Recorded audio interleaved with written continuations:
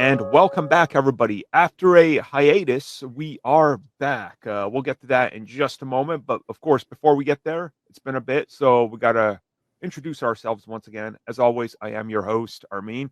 You guys can go find me over here in these here fine link trees where I'm on various social medias, posting definitely infrequently on all of them, which is 100% exactly how you do it. But of course, I am not alone. As always, I am joined by other people, such as Tristan over here. Yeah, same deal as Armin. You can catch me on my link trees for all the social media stuff, posting infrequently. But since it's May, it's summer here in California. Because yesterday I almost got burned. Got burned alive going outside. So yeah. Oh man, Average Californian Tuesday. Yeah. Well, speaking of average California Tuesdays, how about average? I don't know, Mitch. How's it going over in your land? Is there any wars breaking out? What's going on? I mean, probably at some point. It's what we do best, after all.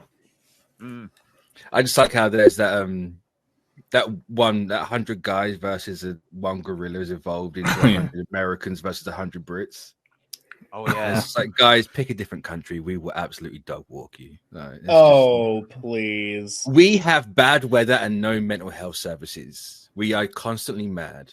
We got Floridians. Yeah, I was like, we got Florida, man. The Floridians hurt themselves. We have like 8 different types of regional weather catastrophe happening at any given moment, and less mental health. We have football fans. You have no chance. Is this a Avengers moment?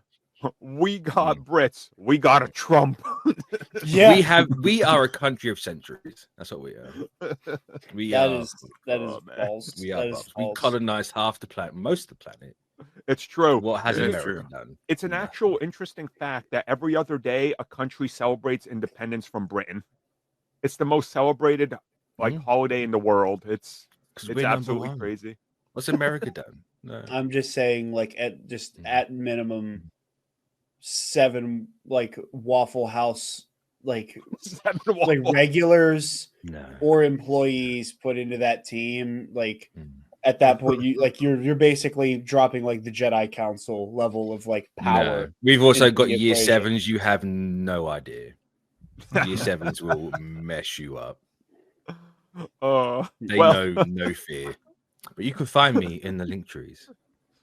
Well, I do post semi-regularly on social media. There you go. There you go. And of course, we are joined by honorary member, everybody's favorite member. When he joins in, the comments just blow up with this guy. Yeah. They love him, huh? Favorite member. Yes. I'm everyone's favorite. It's not like when Luke Skywalker shows up in The Mandalorian. There is no controversy. There is nobody who has strong opinions about it. It is just a across the board. Oh, hey, look, he's here. No, I'm very, very happy to be here. We make a bit over the people who vociferously dislike me. But yeah, excited to be here. You guys got to make sure follow Jared. When YouTube allows for the community tab, you'll see his stuff pop up as well as a recommendation. Sometimes you won't even see any of our own. I don't know how the YouTube community tab works. Nobody knows. So take that for what it is. Screaming it into the void. But yeah, we by the time this is out, we'll probably be gearing up for our Andor season 2 discussion. Oh God, I said it.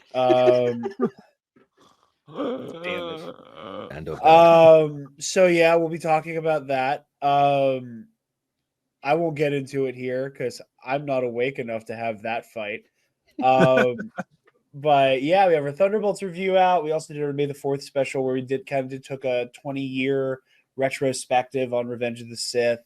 It's a movie I've been conflicted about for the better part of a decade at this point, just because of the really frustrating discourse. As a Star Wars fan, this year has been weird for me because, much to go against the grain of the bit here, I've always had complicated feelings about Andor as a show and the way it's talked about, especially. And Same with Revenge of the Sith. I love the film, but the people who put it on a pedestal do it for the wrong reasons and in bad faith. Yeah.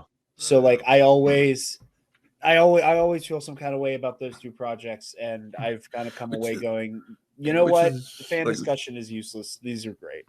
Which is weird because I did see them celebrate that it crossed the threshold to almost $1 billion because I think they released it back in theaters again for like a couple days. Yeah, it was a week, and yeah, you're right. Like it's knocking on $1 billion after that re-release, which is crazy. You know, like it's crazy to think about how like great. I think with the exception of Solo, like all of the Star Wars movies that came out, Force Awakens and on, cracked $1 billion.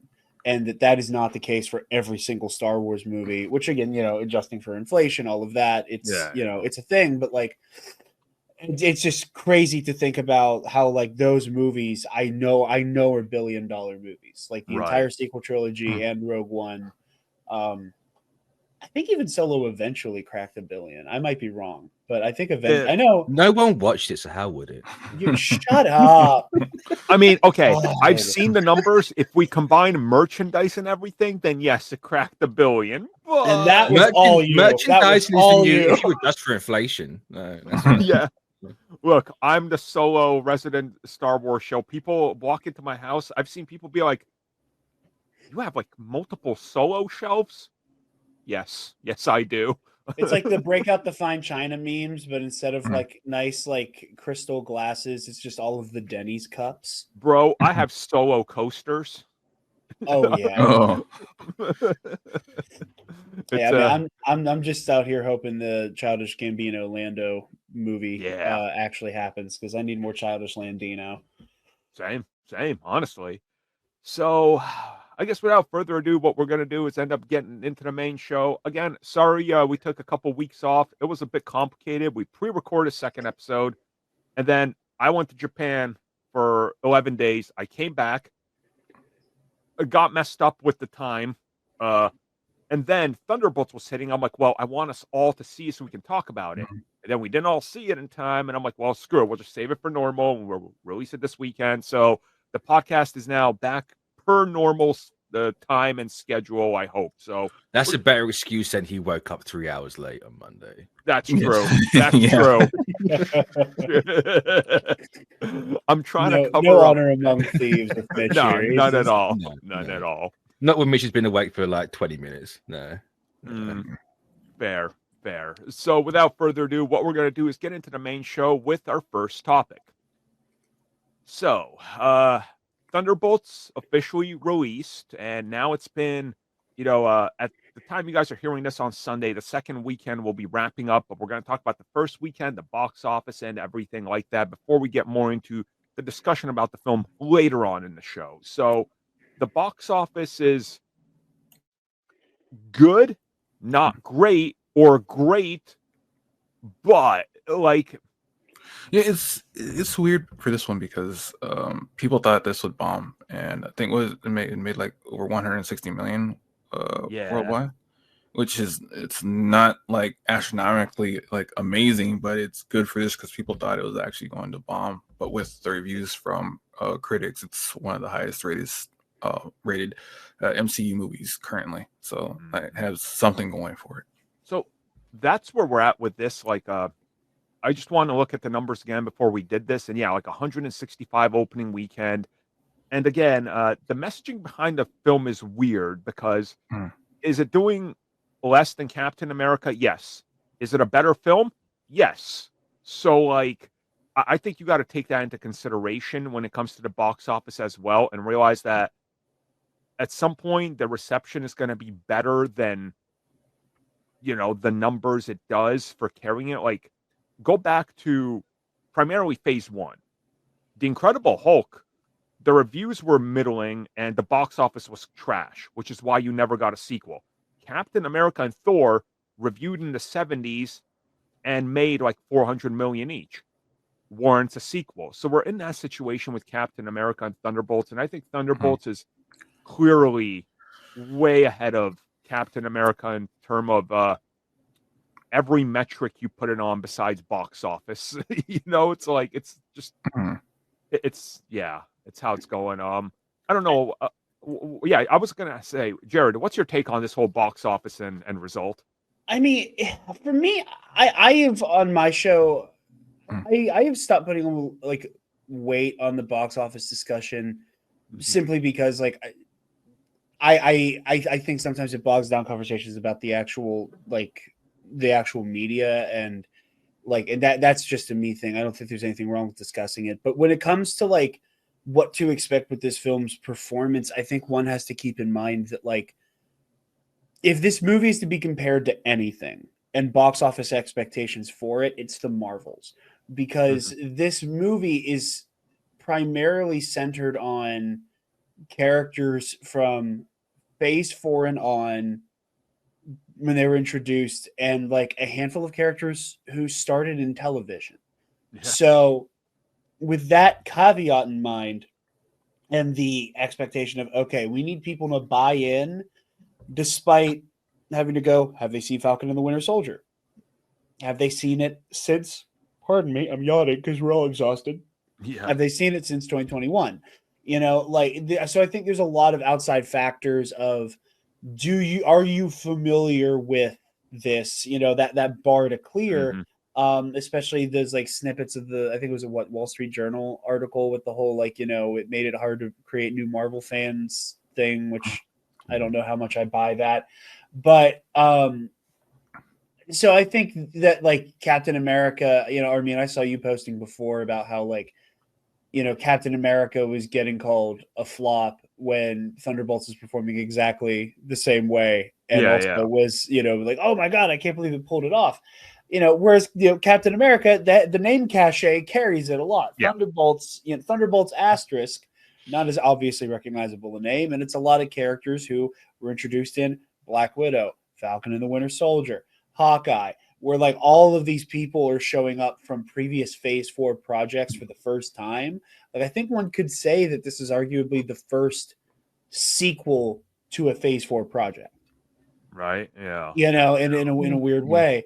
So I understand why there was like a lower expectation put on Thunderbolts in some regards. But it does make me happy to see it performing the way it is. I know.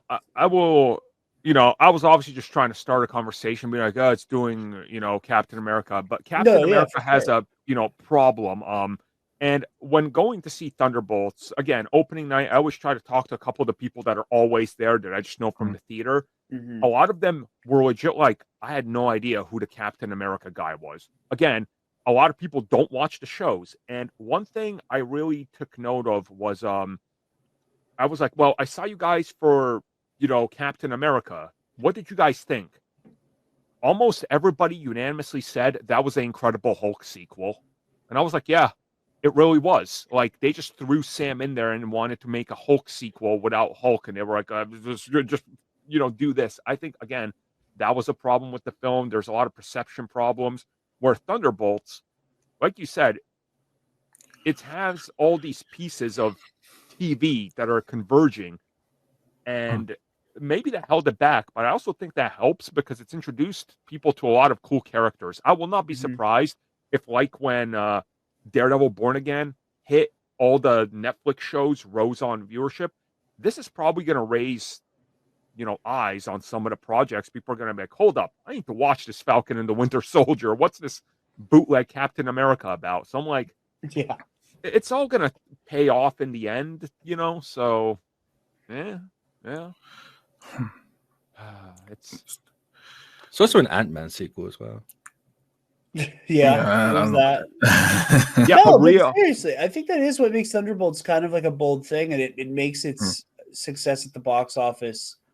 You know, I don't want to say conditional success, but like, you know, like in context success. Yeah. So impressive because again, like this is a follow-up to a lot of projects that weren't either as heavily lauded, just in the way that like I think Phase 4 and Phase 5 didn't get a fair shake in terms of like perception. I think a lot of people went in, as I've said before, with that kind of self-fulfilling prophecy of Marvel can't top the Infinity Saga, Marvel can't go past Endgame, so what are we doing here? Yep. And I think a lot of people assumed that going in and never gave these movies and shows a fair shake.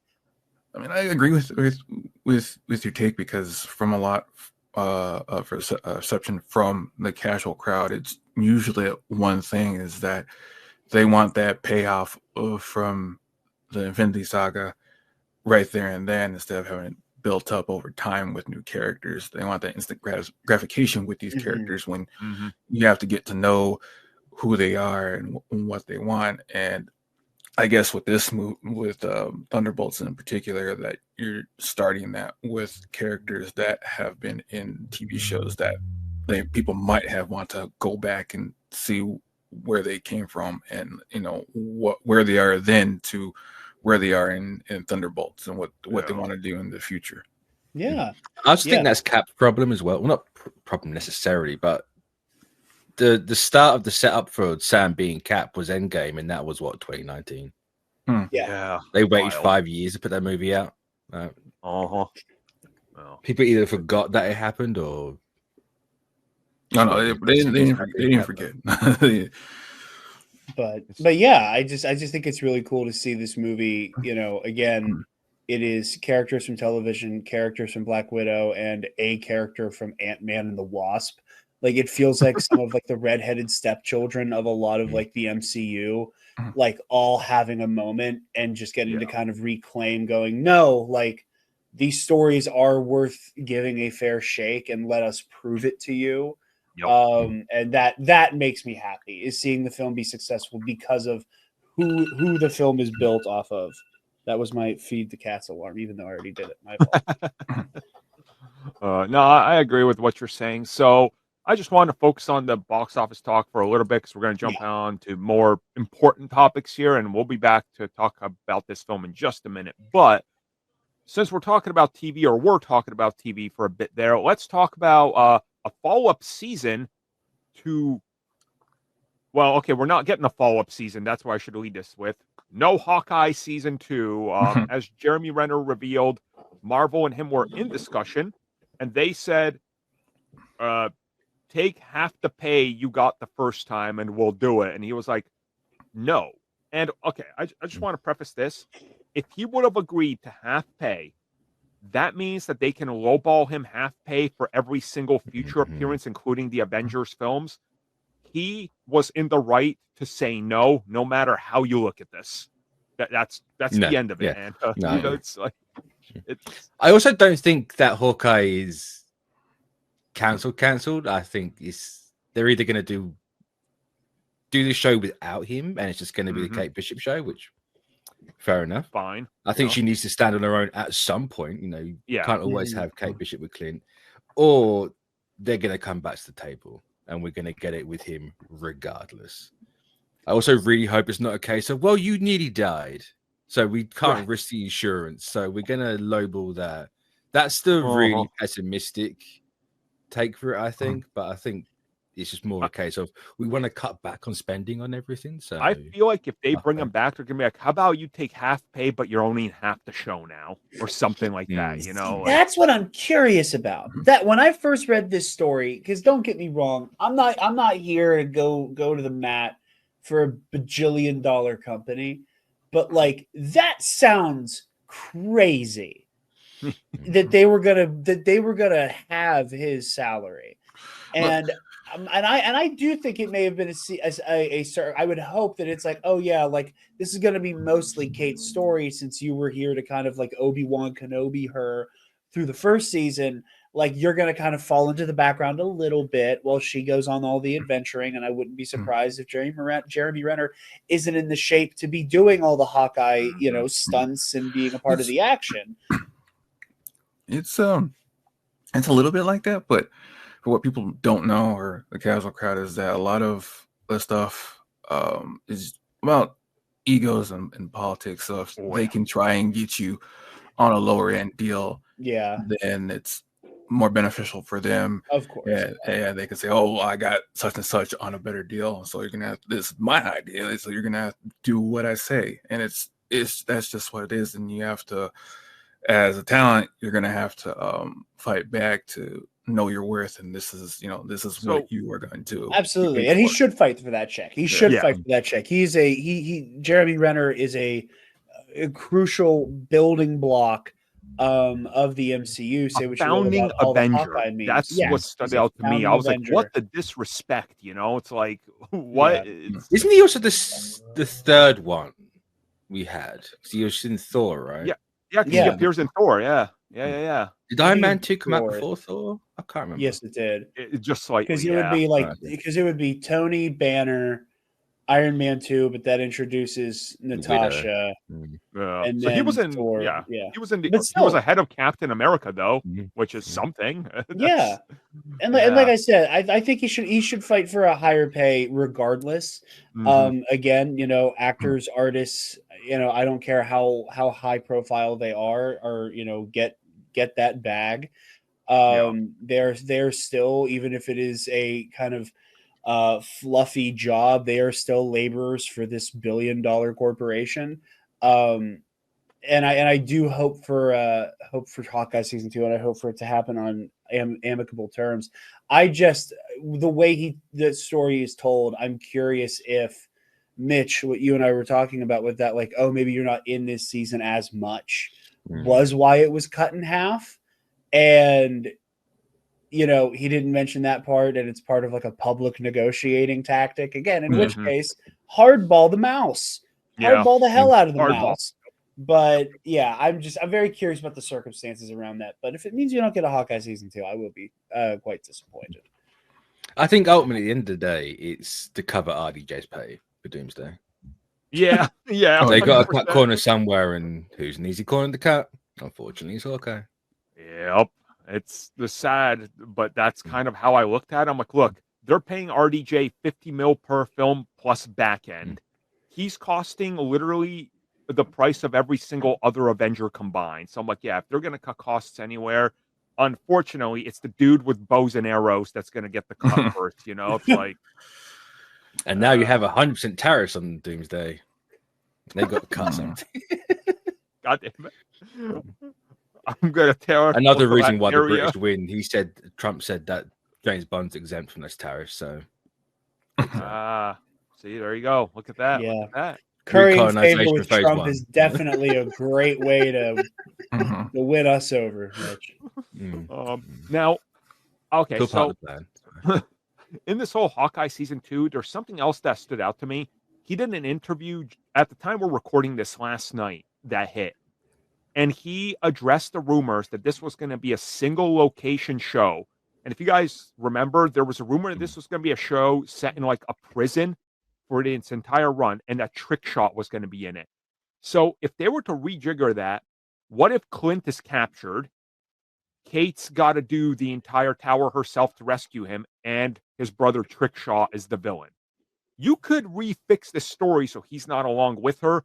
Add in another Marvel TV character if you want, to back her up.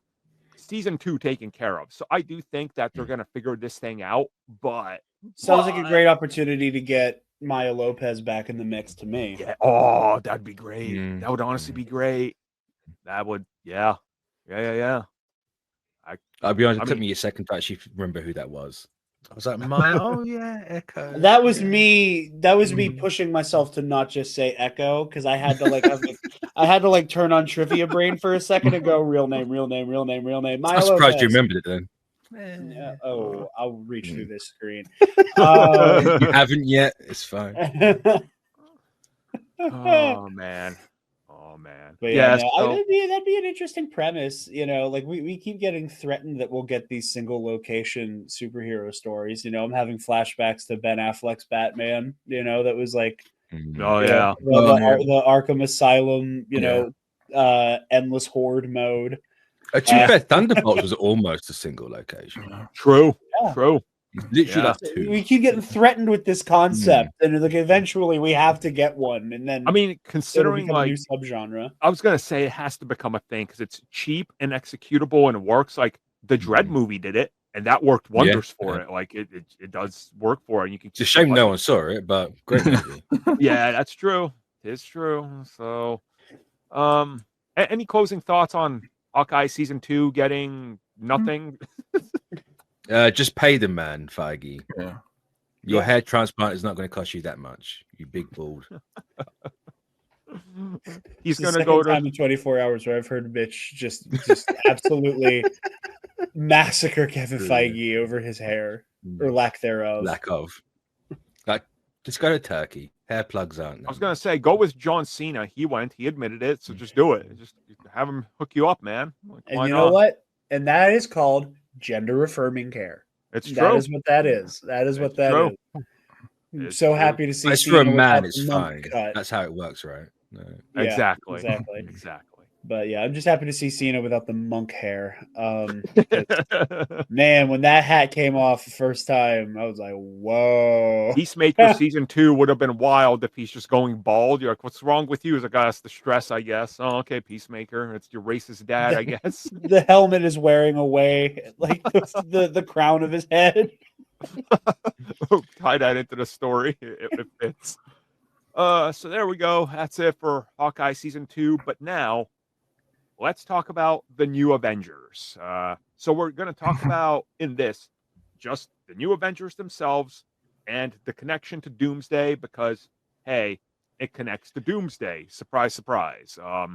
So yeah, the Thunderbolts at the end of the film are revealed to be the new Avengers, and Marvel's wasted no time spoiling this for everybody. Yes. What do we call this movie just quickly? Is it Thunderbolts the new Avengers? No, it's just the new Avengers at this point. Yeah.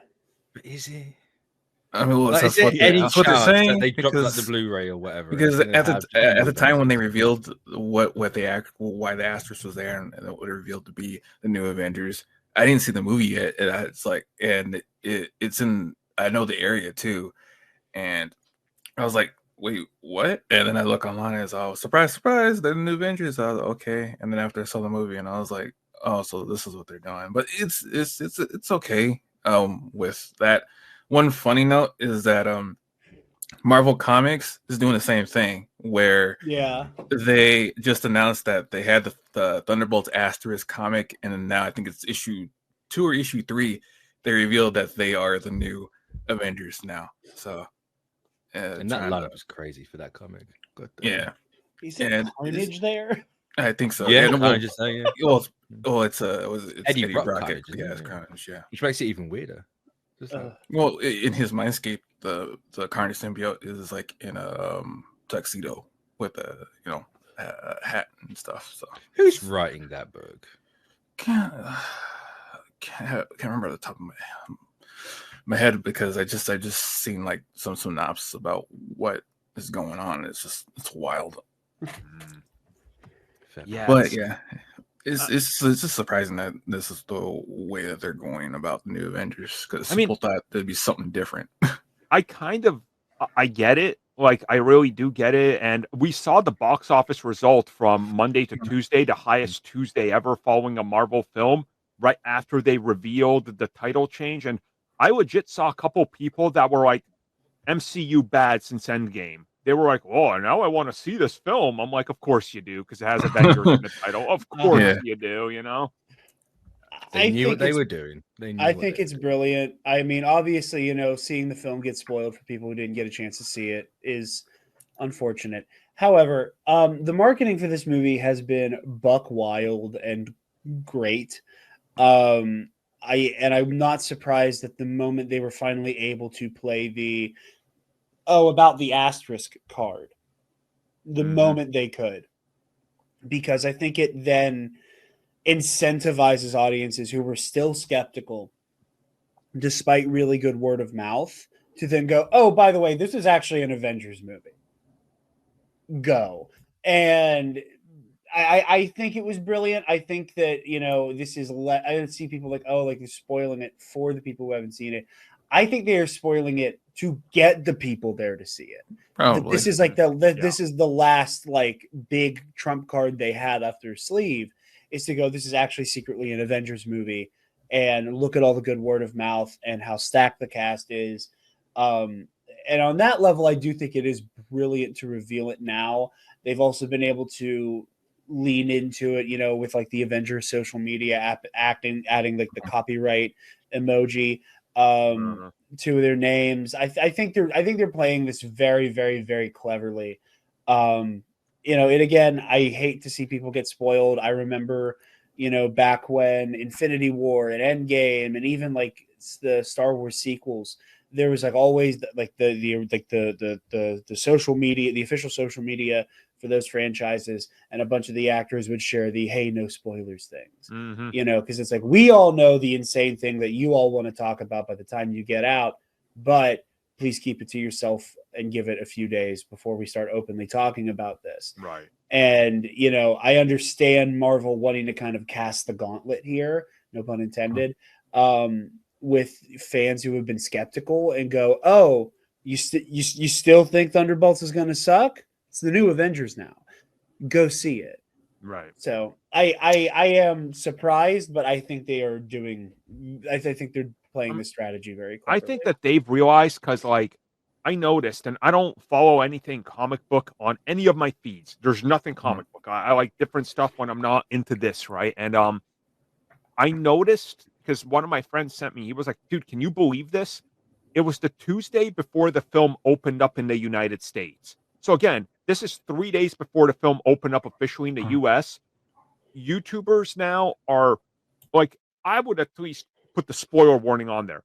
I just saw the thumbnail that he sent me, which was the end credit scene that says the new Avengers. That was the thumbnail of the video. And I was like, I think all etiquette around spoilers is now thrown out the window to the maximum degree.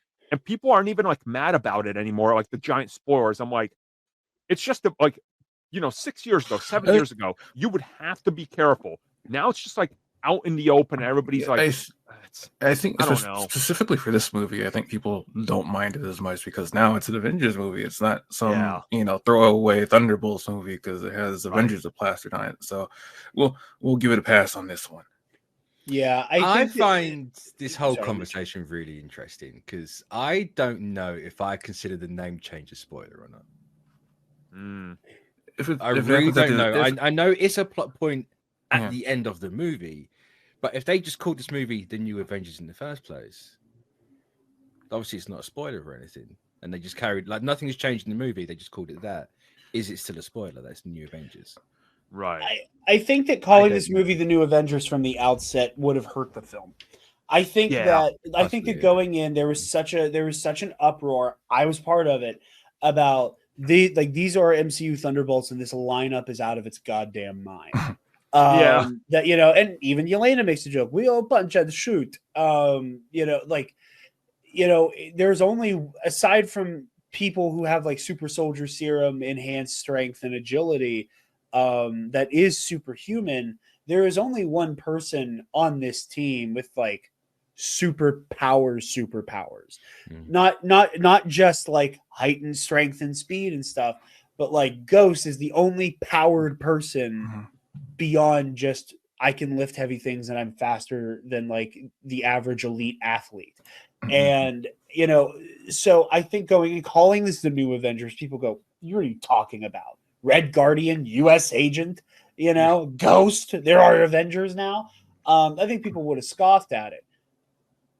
And I think it is interesting because we everybody went in going, that asterisk is going to reveal a subtitle and it's going to be either Dark or New Avengers. Yeah. It was something we all kind of intellectually knew. And even finding out that it's called the New Avengers does not give away its circumstance of how it becomes that. Right. So I don't think you're entirely wrong, Mitch, to question it being considered a spoiler. Because for all we know, for somebody who hasn't seen the film and we find out, the movie's actually called The New Avengers, that we would go, oh, maybe they just decide to call themselves that. It does not come with the context that by the end of the movie, they are the state-sanctioned New Avengers, in an official capacity. That's the thing I want to bring up because, again, I see the people with a mixture. I see the film with a mixture of people that are in the know and that are not in the know. And when the film was over, I was just hearing people talk as they exited and a couple of the conversations that were going on. And one person who's at every single premiere was like, so if they're the New Avengers, are they making a new Avengers film?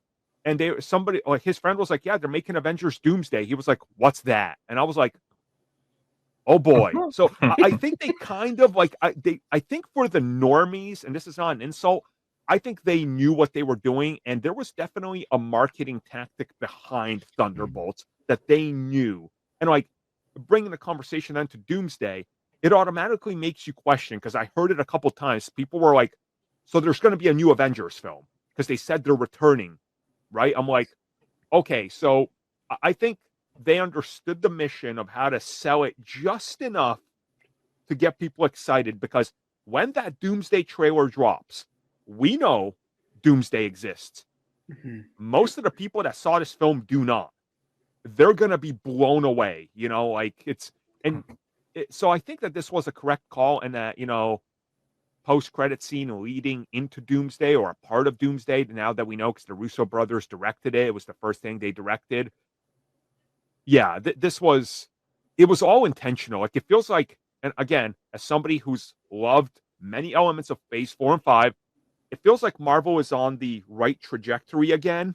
You know, like they know what they're doing again. So I hope. Which is funny because this movie is basically just Avengers 1. Mm-hmm. I agree with that, and I love a lot of those parallels. If I may, for a moment, contradict the on the right track of it all, because I think this movie's great. I think it's great. We had our conversation on Nerd Academy about it. I thought it was wonderful. Go check that out. This post-credit scene puts me on so on edge, and I don't want my like weird feelings about the post-credit scene to overshadow how great I think the film as a whole is. I think it is remarkably good. I think that they utilize these characters and their backgrounds just beautifully. I think the movie's great. The post-credit scene has left me with a lot of mixed emotions because there is no room to tell a story about the new Avengers in any way, shape, or form before we arrive at Doomsday. Yep. And I love this idea that there's kind of a schism now between Sam and Bucky. I love the idea that the moment Sam finally felt like he was ready to establish a new Avengers team, that Bucky got the new Avengers dropped into his lap, and that has caused static between them. You know, and where Sam was probably getting ready to build a team that would have consisted of Hulk and Strange or Wong and Captain Marvel and maybe Spider-Man and like all of these traditional heroes. Sam has to look at Bucky and he's like, oh, cool. You're running with Steve's pretender to the throne, a bunch of super criminals. Yep. You know, like what the hell, bro? And also, wait, why are you in our home? Yeah, and why are you back in here? Avengers Tower? Like, yeah. like you didn't go here. You didn't go here like we did. And that is all such a compelling, you know, conversation to be had. You know, I think that there is a very fascinating, and it's not exactly my place to speak on it because I don't have the lived experience, but I think there's also a really beautiful meta commentary there about how, you know, look at how much flack Sam Wilson has caught in the real world and within the text of being the Black Captain America, and everybody at every step of the way diminishing his inheritance of the role, his capacity to fill that role, left, right, and center. And his like, oh yeah, like it's Thunderbolt Ross going, yeah, I want you to rebuild the Avengers, but I'm really going to be doing it because I don't trust you to do it because you're not Steve Rogers. And how much of a macro aggression the way he says that is. But Bucky Barnes, the guy who killed John Fitzgerald Kennedy, was like, oh yeah, he's totally the leader of the new Avengers. Yep. And how I think Sam has a lot of resentment. Like there's a lot of really cool stuff here. Oh yeah. We don't have time for that. We do not have time for that in Doomsday. And it makes me really upset. I wish we could get more of that. But in the meantime, we have to get through however Dr. Doom comes into, Robert Downey Jr. comes into play. We gotta do the X-Men, we gotta do the 4, we gotta do whatever the other Avengers are gonna be in play. Yeah, like it's very interesting. It is interesting because like for the most part for Doomsday, you're gonna be after Fantastic Four, you're still gonna be centering on them during Doomsday for the most part. Yeah. Aside from the new Avengers, so I don't know if we are anymore after this movie. I don't think the Thor's the focal point after Doctor Doom for Doomsday. I think the Four I are going genuinely to think it's serve a gonna be similar fun. function as the Guardians did in Infinity War. Yeah. Yeah. Uh-huh. They are a core part of the story, but they are the B plot. Right. And again, and because and this is me kind of getting like preemptively concerned, for lack of a better term, where I'm looking at this and going, okay, so the Russos are back. I can't remember if it's Marcus or McFeely who's back. Whichever one of those two is back. Say it's McFeely, but I think you're right, but I don't remember. But we have half of that writing team back, and the director's back, and it's their first Avengers movie where we know the bad guy's going to win, and it's setting up a part 2 that's going to be the big culmination of the entire saga. And oh, will you look at that? The Avengers are on divided lines coming into the beginning Again. of the film. Yep. And I'm like, and again, as somebody who is a hardliner of people who say that The Force Awakens is just a New Hope, I think are dramatically oversimplifying the movie. You know, it follows similar beats, but that's the hero's journey, and we don't have time for that conversation. But like, I can't look at this and not go, oh, this feels a little samey. Now, it might be samey intentionally. Sam and Bucky realizing we're too busy having a pissing contest over who gets to be the leader of the new Avengers, and we're making the mistakes that Tony and Steve made. That might be part of the equation here. I was going to say, that's the exact thing I felt from this. I was like, I feel like that they're trying to show that the Avengers, as much as they've grown and individual characters, they're still having petty squabbles. And again, for the purposes of the film, if the film starts and we have one team of Avengers and they're all together, then how does Doom win if they're all on the same page? They don't. Hence Infinity War and Endgame. So again, we're doing the same thing, but now, like you said, we have the Fantastic Four, we got X-Men. So now we got so many different, factors going to this that you can see the cohesion is not there between any of them, which again, I think it's fine. So yeah, hey, we don't have a long time to go. Next time this year, we'll be talking about what happens in Doomsday, which is insane, So man. Yeah, it's Lord, kind of wild. Yeah, how does Doomsday follow up Kang Dynasty? That's crazy. Yeah.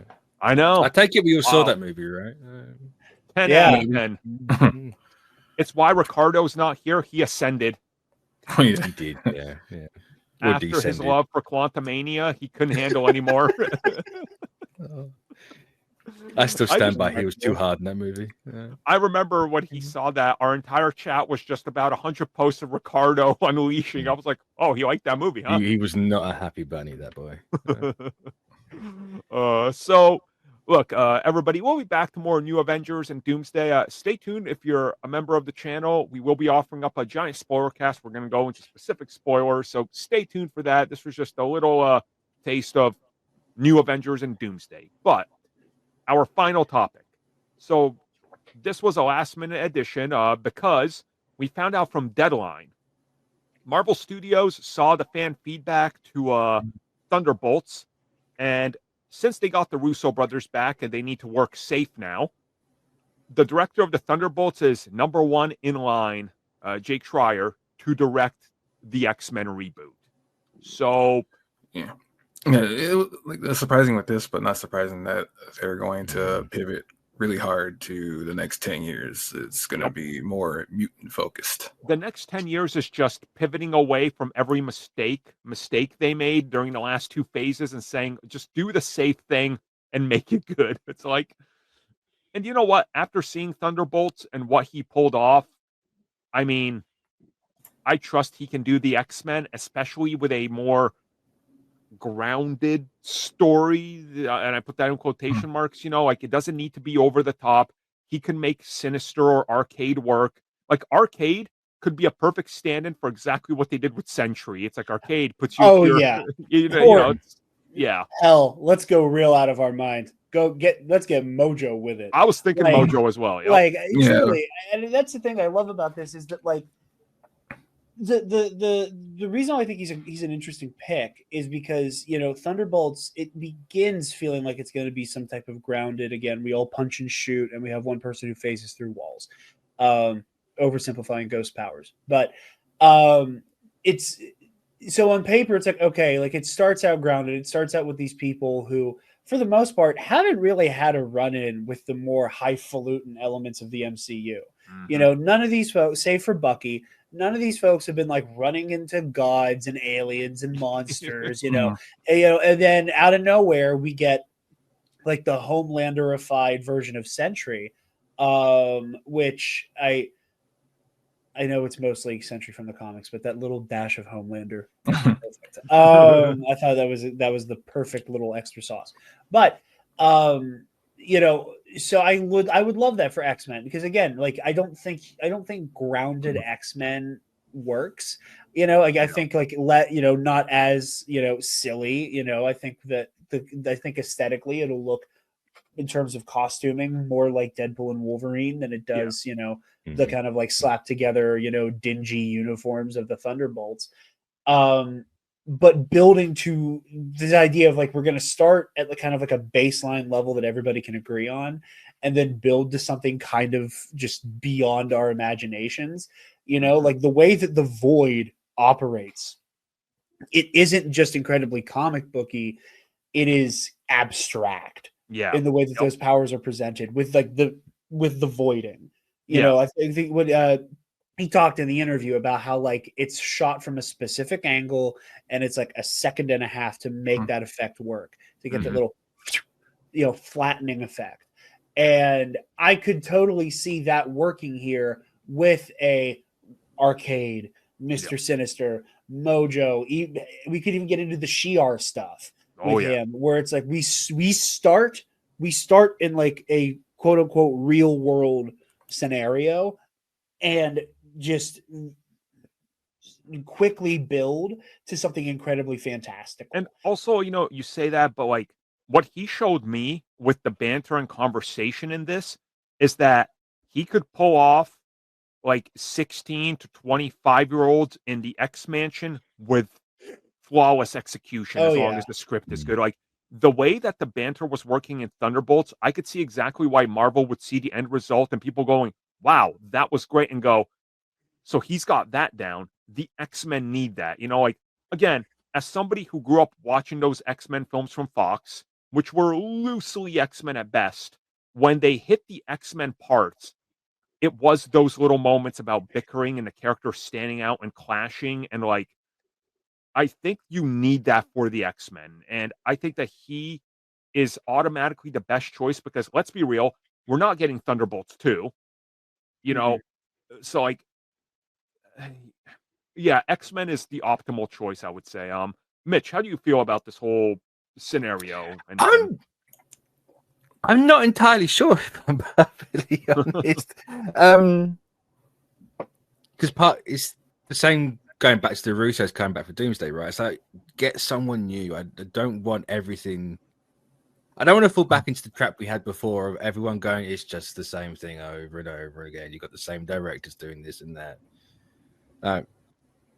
I'm fine if he does do it. I'd rather someone else. Like, don't go back to we have to rely on what we have. Obviously, he is still new to the MCU. He's only done the one movie. But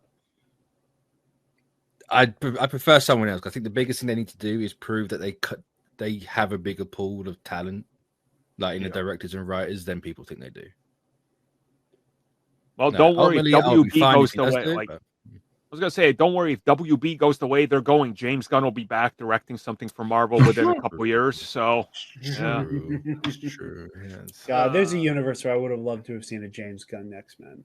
I think they should maybe look for Guardians. somebody After Guardians, no. Tristan, that's not me dogging on Guardians. I love this movie. It's fine for me. Like, he did a phenomenal job, and the inspiration, how he got the outlines to people happening in the void, which I saw, which was just, it's from the context of how it is from a sad moment in human history, but it's really well done in how he incorporated into people getting voided, which I didn't think that they could possibly happen, and how the concept of being in the void I really loved, especially when you get into the characters themselves trying to analyze their own personal psyche and their own hang-ups about themselves, trying to establish themselves as something more than what they were. So if he can do that again for the X-Men, I think it's going to be a really good couple movies that he makes. I'll say if he does get it, it will be a great X-Men movie. I just kind of want someone else. It's like the John Watts Spider-Man scenario where, sure, I would have loved to see him do a fourth Spider-Man, but also somebody fresh. And I mean, look, Marvel literally saw gold with Dustin Daniel. They're like, well, he did direct the hell out of Shang-Chi. And since we're not doing that right now, why not just put him on Spider-Man? Like, I think they realize when they hit gold now, they got to stick with it before they lose the talent. You know, I think it's which is completely fair. Part of me is like, I think with the X-Men, when you're trying, obviously the X-Men are going to be like the main focal point going forward after Secret Wars. I think the way they're talking about going back to the basics of how they make everything, you know, less movies, less TV shows, like go back to that mindset of get an indie director for X-Men. Bring someone up with that franchise. I think that's kind of what it needs. This has been my thinking the entire time, but I don't necessarily disagree with that. I think also like with the you know, is it Dustin Daniel or Daniel Dustin? I always say it in the wrong order. I believe it's Dustin Daniel, but Dustin Daniel. I could be wrong as well. But I also think that it's kind of like a, you know, I don't want to necessarily say safe, but I think it is a very like obvious but inspired choice to go, oh, we saw the way he directed, like grounded, not in terms of like realism, but grounded in terms of like both feet planted on the ground combat in Shang-Chi. And he did that with such style and panache. Imagine what he could do with somebody who can run up a wall, drop down from the ceiling, hop back up, and take somebody out from a different vector. And you're directing the web swinging and all of that. That makes a lot of sense. And when you look at Thunderbolts and the way that it like kind of like straddles this line of, you know, darkness and, you know, a kind of oppressive sense of loneliness and, you know, being a misfit among misfits and just absolute hokiness, you know, like, lest we forget, the void is defeated by the power of friendship. Like, you know, for as you know, gritty and grounded as this movie is, it ends with this all-powerful being stronger than all of the Avengers rolled into one. He's beaten with a group hug. And being able to straddle that amount of, like, you know, again, like very profound interpersonal turmoil with sometimes you just need to hug it out and the power of unity, I think it's also kind of a layup decision. And while I do agree, I do want to see like another generation of voices kind of be taken to the next echelon by the MCU, the way it was kind of like their whole bag in the past. I also think that the X-Men have had such a rocky history in film. Oh, yeah. Where like for every absolute banger, there is an utter stinker. And then most of them just kind of fall in the middle ground. I think it is wise for them to go, okay, this guy can do Found Family. This guy can do, you know, The Power of Friendship. This guy can do, I don't know who I am and I don't think I quite like it. I think I'm a freak. I think I hate myself.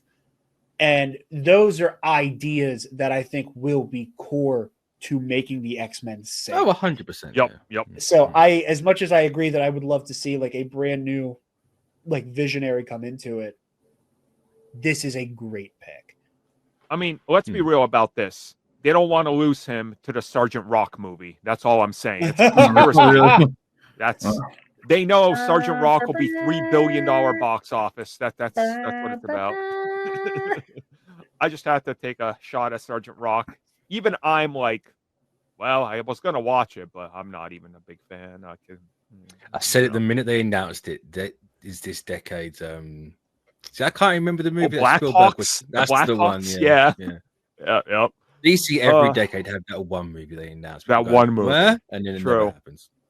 So I suppose when it's officially announced, if it's announced that he's directing, we'll be back. When they announce the director, we'll be back to talk about this, everybody. So stay tuned because there's going to be plenty more X-Men talk coming at us down the road. And, of course, 2 members topics. So stay tuned, which that has effectively brought us to the end of the main show. This is actually a milestone. Okay. The last podcast was a milestone episode, but it was pre-recorded. So this is a milestone episode with one addition. So believe it or not, this is episode 701 of the podcast. Oh, wow. Oh, wow. It's only 701? I couldn't believe it because I've kept a count. And this is, of course, is that counting the red and blue episode? Oh, yes. I'm reading that one out. Okay, so that's the question mark. So that's why it could be 7 or 701. So it all depends on how. I think for the sake of the bit, we admit one of the red and blues. I agree. So it's been a ride as always. Jared's joined us frequently whenever he can, and he's always welcome, despite what people might say in the comments.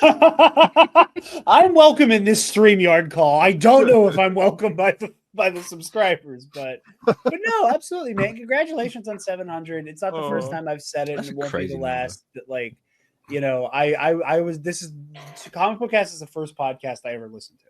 The first podcast I ever got into. I was like 14, 15. San Diego Comic-Con had just happened, and they announced Batman versus Superman, and I was like, what is going on? And I just YouTubed it trying to find something, and this is one of the first things that came on, and I clicked on it, and I heard that little Arkham Asylum bum ba-dum bum, and I became a lifer ever since. And, maybe I'll work that into this episode now that you mention it, because it makes sense. You should. Listen, time in there. Everything's a nostalgia act. Everything's a nostalgia act, so start throwing that in there. It's true. It is an absolute honor and pleasure to get to work with all of you guys as frequently as I do, as I've been a lifelong fan. So congratulations on 700. So there we go. Everybody. 4 more years and it's 1,000. I was going to say, so by the time the X-Men reboot is here, we'll probably be at 1,000. So we'll see. Or at this rate, by the time, I don't know, WB is sold twice more over. We'll see, I suppose. Will the mouse have WB before we hit 1,000? No. Oh, that's a good one. Question. Start placing your bets, everybody. Oh, no, I don't like it. I don't even want to think about that. So, everybody, thank you for joining us. We'll be back next week, and hopefully we see you for the members' topics.